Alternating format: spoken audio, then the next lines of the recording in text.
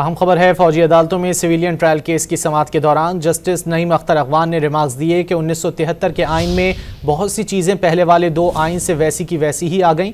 आइनी तरमीम करके मार्शल लॉ अदवार की चीज़ें तब्दील करके 1973 के आइन को असल शक्ल में वापस लाया गया। ख्वाजा हारिस ने दलाइल दिए कि कोर्ट मार्शल आइनी तौर पर तस्लीम शुदा है, जिस पर जस्टिस जमाल मंदोखेल ने उनसे मुकालमा करते हुए कहा कि ख्वाजा साहब ऐसा ना हो नमाजें बख्शवाने आए और रोज़े गले पड़ जाएं।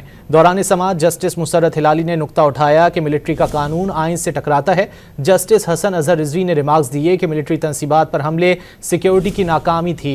सवाल किया कि क्या 9 मई पर इदारे ने किसी का एहतिसाब किया।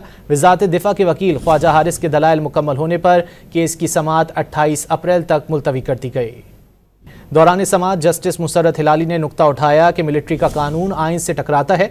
जस्टिस हसन अजहर रिजवी ने रिमार्क्स दिए कि मिलिट्री तनसीबात पर हमले सिक्योरिटी की नाकामी थी। सवाल किया कि क्या 9 मई पर इदारे ने किसी का एहतिसाब किया। वज़ारत दिफा के वकील ख्वाजा हारिस के दलाइल मुकम्मल होने पर केस की समाअत 28 अप्रैल तक मुलतवी कर दी गई।